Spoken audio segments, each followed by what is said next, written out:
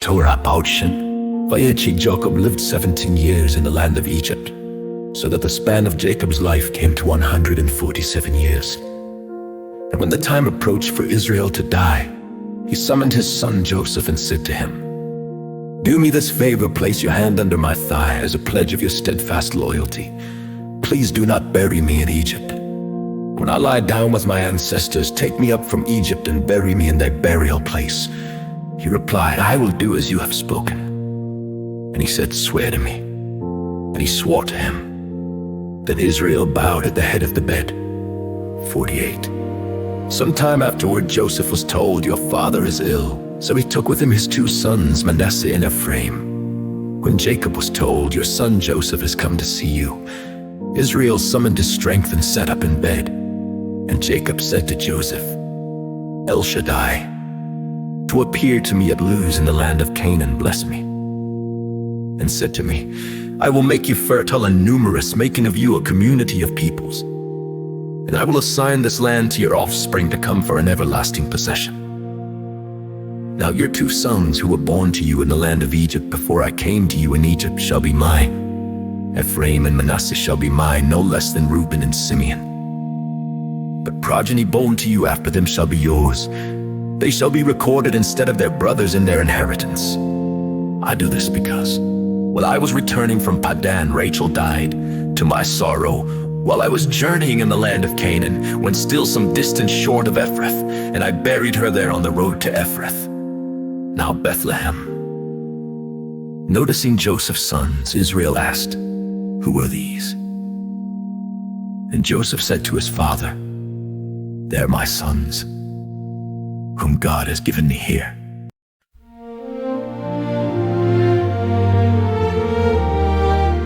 Now Israel's eyes were dim with age, he could not see. So he brought them close to him, and he kissed them and embraced them. And Israel said to Joseph, "I never expected to see you again, and here God has let me see your children as well." Joseph then removed them from his knees and bowed low with his face to the ground. Joseph took the two of them, Ephraim with his right hand, to Israel's left, and Manasseh with his left hand, to Israel's right, and brought them close to him. But Israel stretched out his right hand and laid it on Ephraim's head, though he was the younger, and his left hand on Manasseh's head, thus crossing his hands, although Manasseh was the firstborn. And he blessed Joseph, saying, "The God in whose ways my fathers Abraham and Isaac walked, the God who has been my shepherd from my birth to this day, the messenger who has redeemed me from all harm.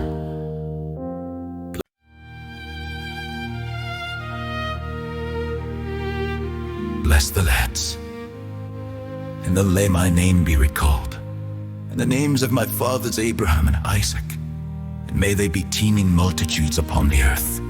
3rd. When Joseph saw that his father was placing his right hand on Ephraim's head, he thought it wrong. So he took hold of his father's hand to move it from Ephraim's head to Manasseh's. "Not so, father." Joseph said to his father, "For the other is the firstborn. Place your right hand on his head." But his father objected, saying, "I know, my son. I know he too shall become a people, and he too shall be great, yet his younger brother shall be greater than he, and his offspring shall be plentiful enough for nations." So he blessed them that day, saying, "By you shall Israel invoke blessings, saying, God make you like Ephraim and Manasseh." Thus he put Ephraim before Manasseh. Then Israel said to Joseph, "I am about to die, but God will be with you and bring you back to the land of your ancestors. And now I assign to you one portion more than to your brothers, which I wrest from the Amorites with my sword and bow." 49. 4th. And Jacob called his sons and said, "Come together that I may tell you what is to befall you in days to come. Assemble and hearken, O sons of Jacob, hearken to Israel your father. Reuben, you are my firstborn, my might and first fruit of my vigor, exceeding in rank and exceeding in honor. Unstable as water, you shall excel no longer. For when you mounted your father's bed, you brought disgrace. My couch he mounted. Simeon and Levi are a pair. Their weapons are tools of lawlessness. Let not my person be included in their council. Let not my being be counted in their assembly. For when angry they slay a man, and when pleased they maim an ox. Cursed be their anger so fierce, and their wrath so relentless. I will divide them in Jacob, scatter them in Israel. You, O Judah, your brothers shall praise. Your hand shall be on the nape of your foes. Your father's sons shall bow low to you. Judah is a lion's whelp. On prey, my son, have you grown. He crouches, lies down like a lion, like a lioness, who dare rouse him? The scepter shall not depart from Judah, nor the ruler's staff from between his feet, so that tribute shall come to him, and the homage of peoples be his. He tethers his ass to a vine, his ass foal to a choice vine. He washes his garment in wine, his robe in blood of grapes. His eyes are darker than wine, his teeth are whiter than milk. Zebulun shall dwell by the seashore. He shall be a haven for ships, and his flank shall rest on Sidon. Issachar is a strong-boned ass, crouching among the sheepfolds. When he saw how good was security, and how pleasant was the country, he bent his shoulder to the burden and became a toiling serf. Dan shall govern his people as one of the tribes of Israel. Dan shall be a serpent by the road, a viper by the path, that bites the horse heels, so that his rider is thrown backward. I wait for your deliverance. Oh yeah.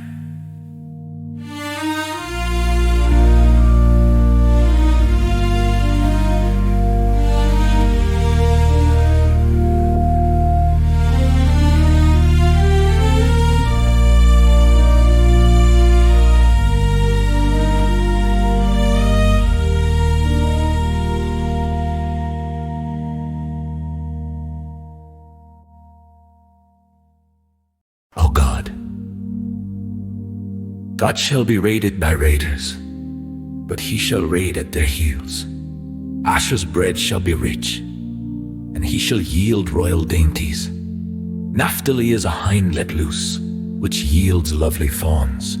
Joseph is a wild ass by a spring. Wild colts on a hillside, archers bitterly assailed him. They shot at him and harried him, yet his bow stayed taut, and his arms were made firm by the hands of the mighty one of Jacob. There the shepherd, the rock of Israel, the God of your fathers who helps you, and Shaddai who blesses you with blessings of heaven above, blessings of the deep that couches below, blessings of the breast and womb. The blessings of your father surpass the blessings of my ancestors to the utmost bounds of the eternal hills. May they rest on the head of Joseph, on the brow of the elect of his brothers.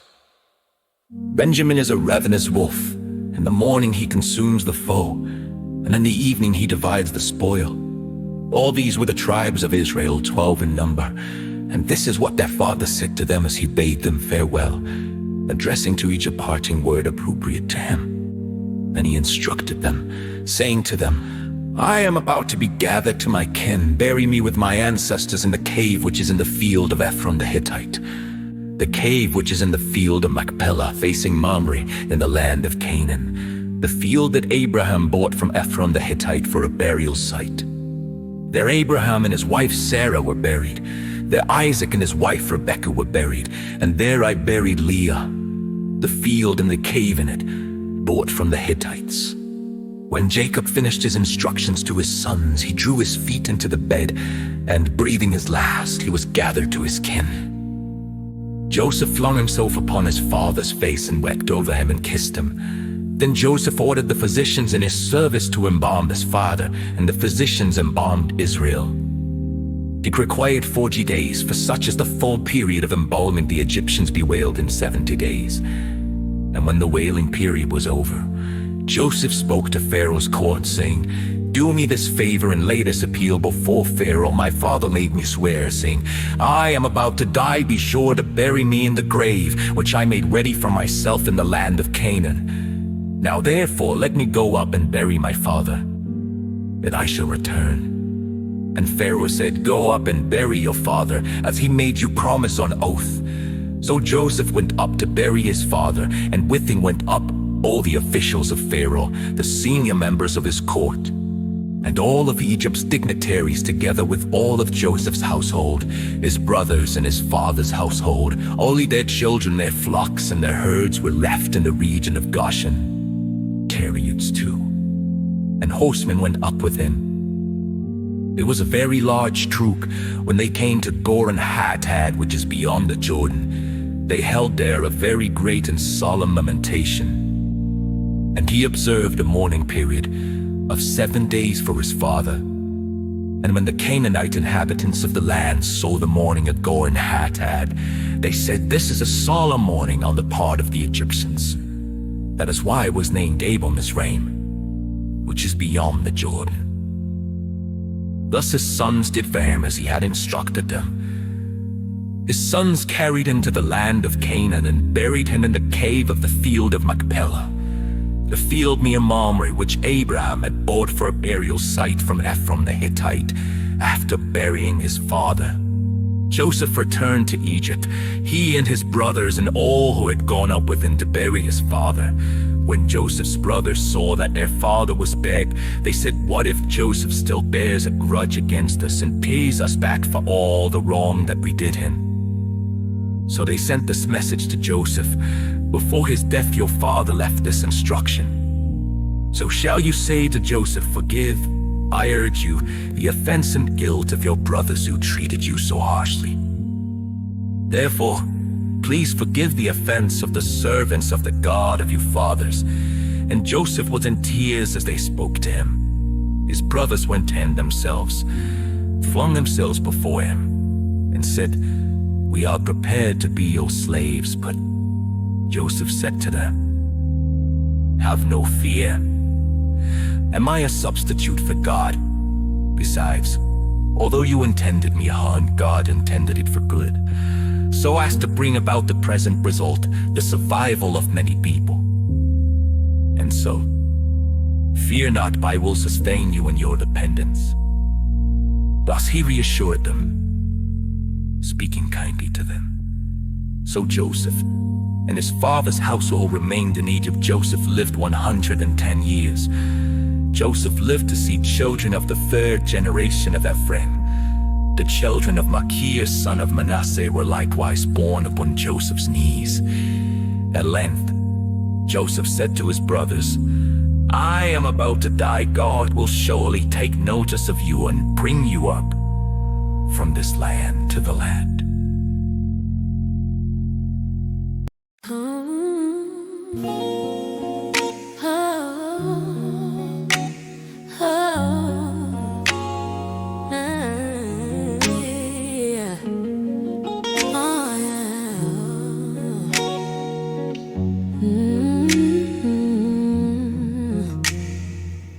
Promised an oath to Abraham, to Isaac and to Jacob. So Joseph made the sons of Israel swear, saying, "When God has taken notice of you, you shall carry up my bones from here." Joseph died at the age of 110 years, and he was embalmed and placed in a coffin in Egypt.